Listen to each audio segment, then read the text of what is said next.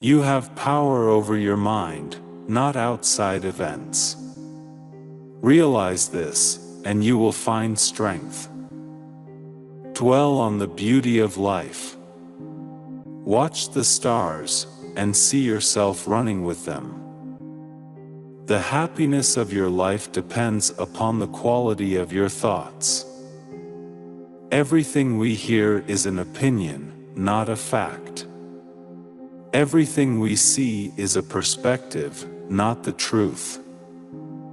Waste no more time arguing about what a good man should be. Be one. If you are distressed by anything external, the pain is not due to the thing itself, but to your estimate of it, and this you have the power to revoke at any moment. When you arise in the morning, think of what a privilege it is to be alive, to think, to enjoy, to love.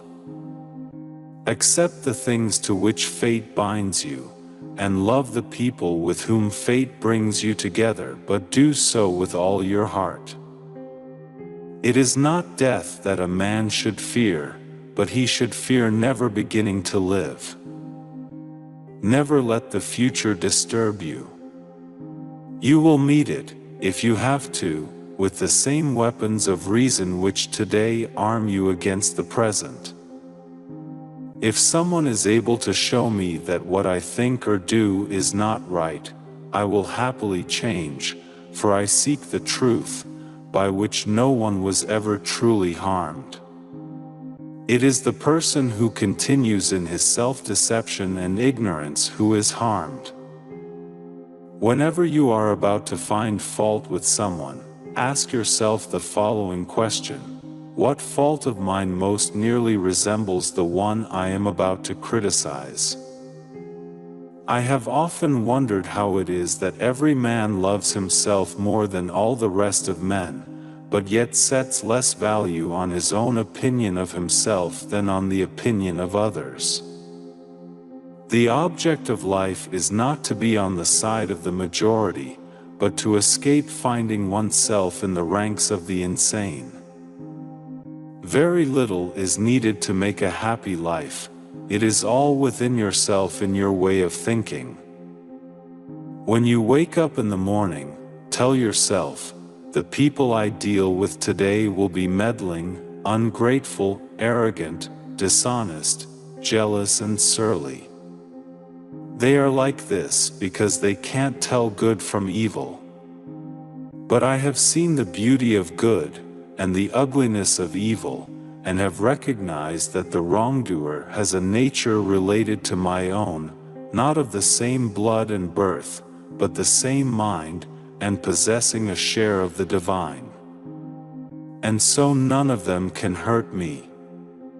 No one can implicate me in ugliness. Nor can I feel angry at my relative, or hate him. We were born to work together like feet, hands and eyes, like the two rows of teeth, upper and lower. To obstruct each other is unnatural. To feel anger at someone, to turn your back on him, these are unnatural. When another blames you or hates you, or people voice similar criticisms, go to their souls, penetrate inside and see what sort of people they are. You will realize that there is no need to be racked with anxiety that they should hold any particular opinion about you. Live a good life. If there are gods and they are just, then they will not care how devout you have been, but will welcome you based on the virtues you have lived by. If there are gods, but unjust, then you should not want to worship them. If there are no gods, then you will be gone, but will have lived a noble life that will live on in the memories of your loved ones.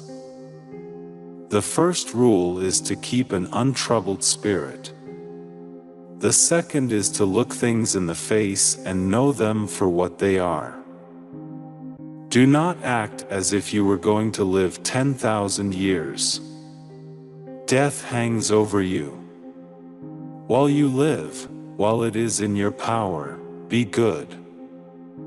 Here is a rule to remember in future, when anything tempts you to feel bitter, not, "This is misfortune," but, "To bear this worthily is good fortune." Look well into thyself. There is a source of strength which will always spring up if thou wilt always look. How much time he gains who does not look to see what his neighbor says or does or thinks, but only at what he does himself, to make it just and holy. Think of yourself as dead. You have lived your life. Now, take what's left and live it properly. What doesn't transmit light creates its own darkness. Begin each day by telling yourself, "Today I shall be meeting with interference, ingratitude, insolence, disloyalty, ill will, and selfishness, all of them due to the offender's ignorance of what is good or evil." You always own the option of having no opinion. There is never any need to get worked up or to trouble your soul about things you can't control. These things are not asking to be judged by you. Leave them alone. Begin each day by telling yourself, "Today I shall be meeting with interference, ingratitude, insolence, disloyalty, ill will, and selfishness, all of them due to the offender's ignorance of what is good or evil.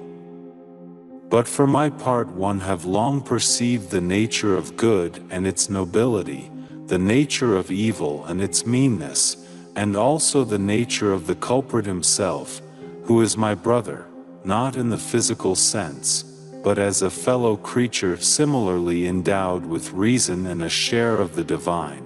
Therefore none of those things can injure me, for nobody can implicate me in what is degrading. Neither can I be angry with my brother or fall foul of him, for he and I were born to work together, like a man's two hands, feet, or eyelids, or the upper and lower rows of his teeth.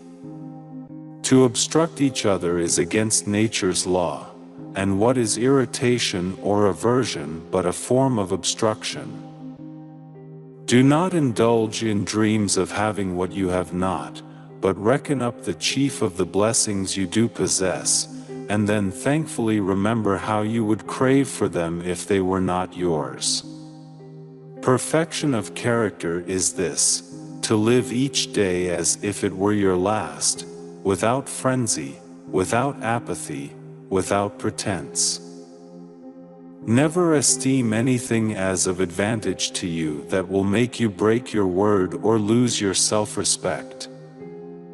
Casting aside other things, hold to the precious few, and besides bear in mind that every man lives only the present, which is an indivisible point, and that all the rest of his life is either past or is uncertain. Brief is man's life and small the nook of the earth where he lives.